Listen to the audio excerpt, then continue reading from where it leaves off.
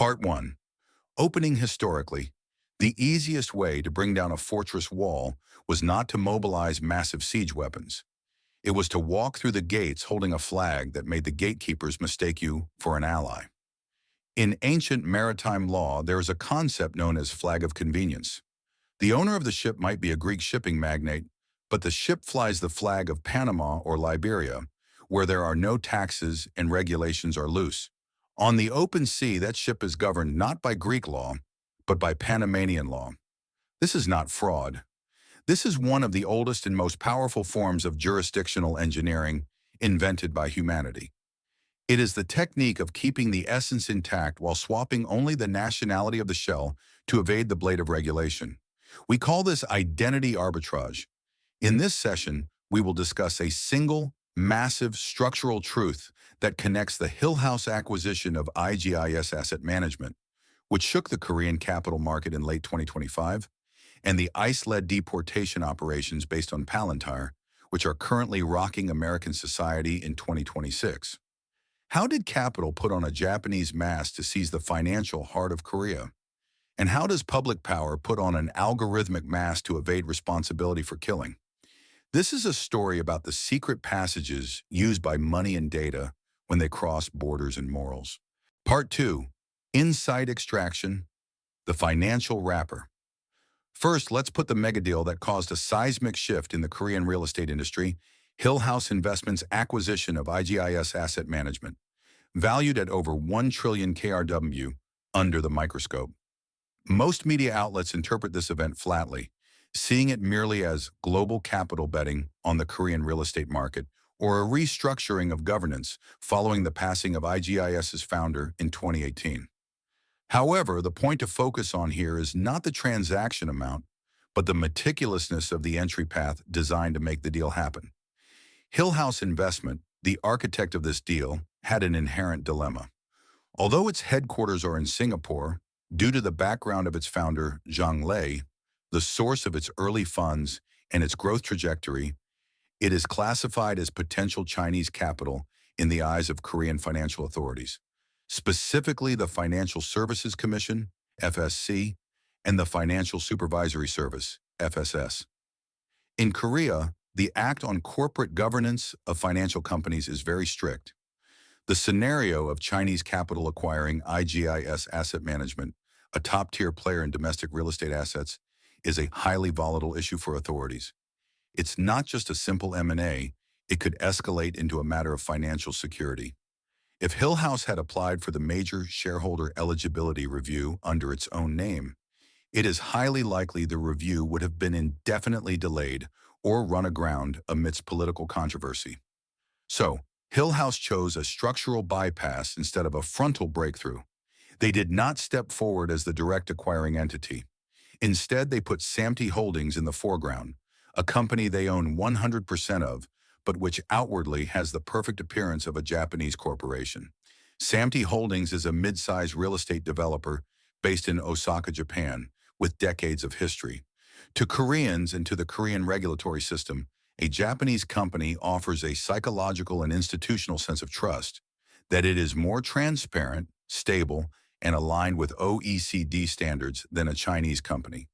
When we dissect this structure, we witness the essence of the wrapper strategy. Hillhouse placed the content, its capital, into a safe container, or wrapper, called Samty Holdings. The major shareholder on the documents reviewed by Korean financial authorities is the Japanese firm, Samty. However, the brain and heart moving Samty is Hillhouse in Singapore. The implication here is clear: the separation of ownership and identity.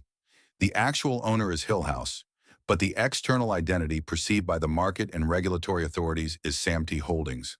Through this, Hillhouse substituted the China discount with a Japan premium. Even more astonishing is the risk buffering function this structure provides. If problems arise in the management of IGIS Asset Management in the future, or if eat and run, capital flight, controversies erupt, the primary legal liability and public outcry will be directed at Samty Holdings, who stands at the front. Hillhouse, standing in the background, has pre-built a structural firewall that allows it to cut the tail and disappear quietly. It is the same logic as a mafia boss using a proxy with a clean record to commit a crime, never getting his own hands dirty. So far, this has been the logic of the proxy used by financial capital to cross borders and regulations. However, in 2026, a case has emerged where this cold-blooded logic is operating identically in the field of public power, dealing with our lives and human rights. Next, let's shift our gaze to Minnesota, USA, to verify how data, not capital, and algorithms, not humans, are laundering responsibility. Part 3, Structural Mapping, the Algorithmic Proxy. In Minneapolis, Minnesota, USA, we can witness the reality of how the proxy strategy used by Hillhouse has evolved into something far more sophisticated and far more brutal, wearing the clothes of the digital age. You likely remember the tragic incident that occurred on January 7th in Minnesota involving the deaths of Lenny Good and Alex Preddy. On the surface, this event appears to be an accidental shootout involving ICE, Immigration and Customs Enforcement, agents executing Operation Metro Surge, a large-scale deportation operation ambitiously pushed by the Trump administration. The media blames the tension of the scene or the mistakes of the agents. However, from a structural perspective, this was not human error. This was a necessary result intended by the system, a calculated casualty. The real commander of this operation was not the agent deployed to the scene. It was the software glowing coldly inside the tablet PCs held in their hands, the immigrant management operating system built by Palantir Technologies, and its core module, the elite, enhanced leads identification and targeting for enforcement. App. Just as Hillhouse opened the doors to the Korean market through the shell of Samty Holdings, ICE smashed through the front doors of American citizens using this algorithm called Elite. This app is not merely a navigation tool showing agents a map. It is a digital commander that decides who to capture and who to deem an enemy. Let's look specifically at how this system operates. Palantir's algorithm fuses vast amounts of collected personal information, such as vehicle movement paths, credit card usage history, call records, and social media activity to generate a single, massive digital dossier. It then presents agents with a very specific number, the address confidence score. When field agents infiltrated the location for the raid, they would have seen the number 85% on their tablet screens, indicating the probability of the target being at that address. Think about it. To an agent engulfed in fear in pitch-black darkness, not knowing who is behind a door, what does the number 85% mean? It is not a simple probability. It functions as an algorithmic warrant, commanding them. The suspect is definitely inside, so do not hesitate to suppress them. The moment they see this number, the human agent's hesitation and moral judgment are paralyzed. I didn't decide this. The cutting edge I said it was 85%. The evaporation of moral responsibility occurs precisely at this point. This is a structure isomorphic to, perfectly identical to, the Hillhouse deal. Hillhouse used the legal entity proxy of Samty Holdings to evade financial regulations and public criticism. They say, we didn't buy it, the Japanese company bought it. ICE and the U.S. government used the technological proxy of Palantir's algorithm to evade responsibility for human rights violations and excessive force. They say, we didn't engage in arbitrary targeted investigations. We simply went where data science pointed us. We can define this as the algorithmic proxy strategy. The core of this strategy is the separation of execution and responsibility. A human pulled the trigger, but the algorithm took the aim. Once an incident explodes, responsibility is diluted infinitely, from the human to the system, from the system to an unavoidable error, and finally to a technological happening that is no one's fault. Some critics call this moral money laundering. Just as dirty money is laundered, the responsibility for dirty violence is laundered by hiding it behind the neutrality of technology. The deaths of Lenny Good and Alex Preddy represent the realization of tail risk that can occur when algorithms proxy for human judgment. However, for the government, this system is incredibly attractive. It is the perfect wrapper that allows them to wield public power most efficiently without bearing the political burden. Ultimately, whether it is capital or power, their survival instinct is the same. Do not get blood or dirt on my hands. Design a proxy to get dirty instead. Now it is time to bring this cold, macroscopic insight into our individual lives.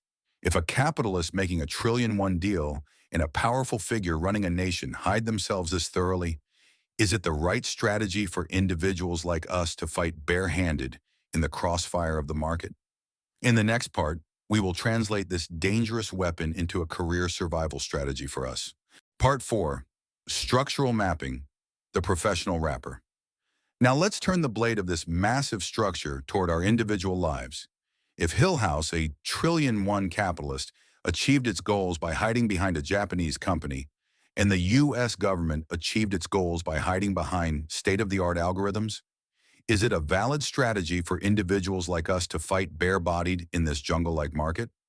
We have been told countless times in school and society to show sincerity and compete head-on with skill. However, from a structural perspective, this is the most naive and dangerous advice. As the cases of Hillhouse and Palantir prove, in high-risk markets, exposing your true body directly is the method of a novice.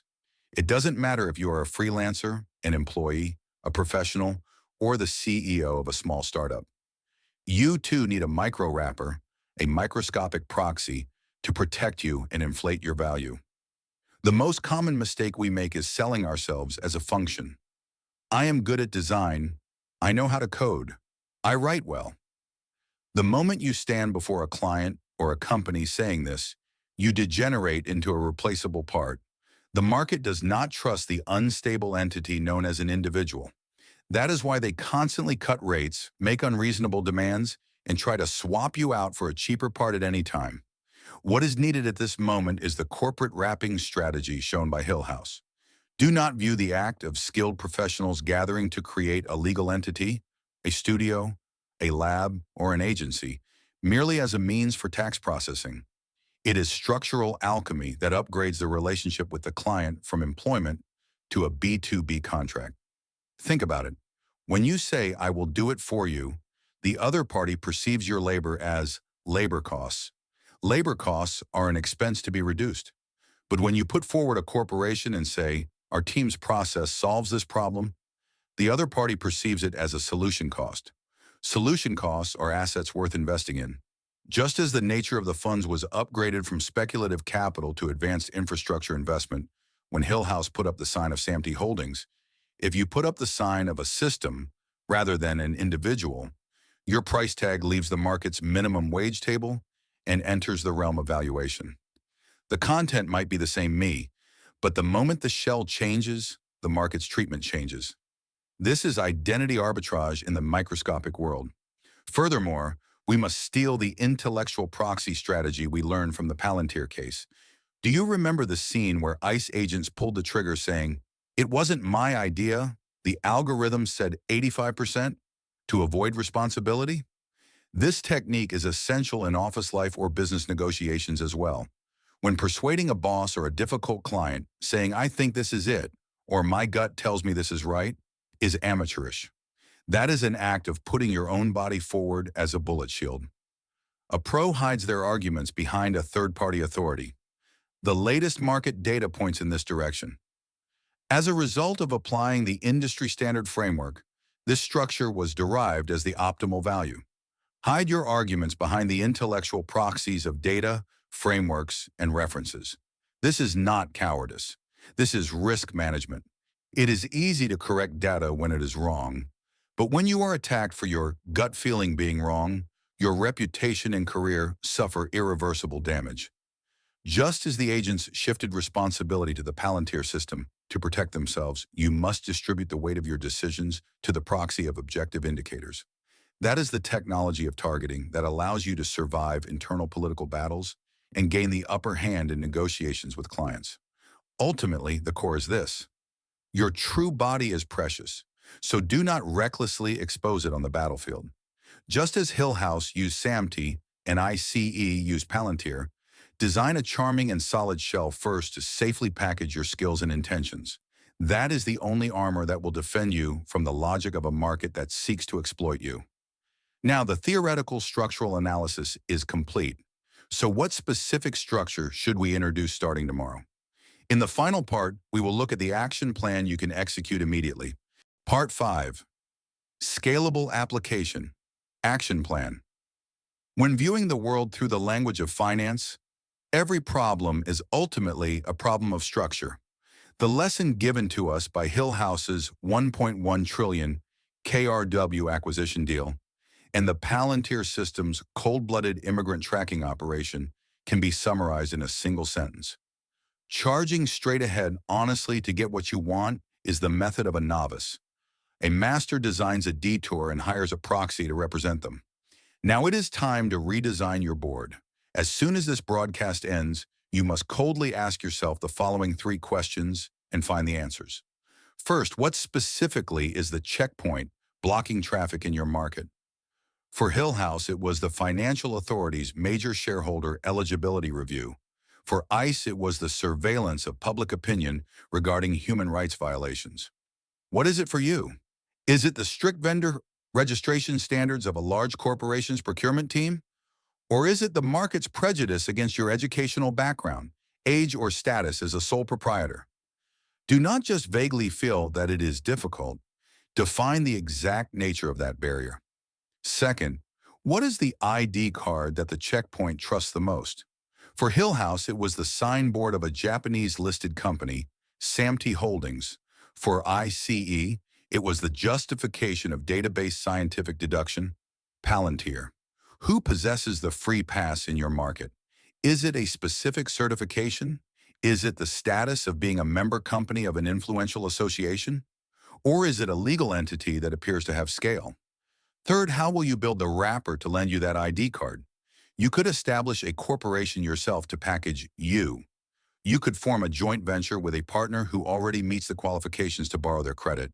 Or you could enter indirectly through an agency or platform. Like Hillhouse, you must construct a structure where you hold the actual control, but the external face is that of the safest and most trusted partner. Remember, you do not receive a high price just because the content is good. You receive a high price only when the vessel holding that content, the structure, looks expensive. Hillhouse prepared a very expensive vessel called Syndicate Holdings to contain the content called IGIS. The U.S. government prepared a state-of-the-art technological vessel called Palantir to contain the dirty content called forced deportation. What vessel are you currently using to hold your talent? Wine contained in a paper cup is unlikely to be recognized as worth more than $1, no matter how premium the vintage. Part 6, Closing. We learned in school that honesty is a virtue, but the worlds of capitalism and technology regard structural cleverness as a virtue. If the door is locked, do not try to break it down by force. Send a proxy dressed in the clothes the gatekeeper likes best. That is not a cowardly trick. It is the most efficient design to make capital, data, and your value flow. Structure is scalable. Design your own structure with the eyes of finance. Structure, syndicate, structure, expand. End.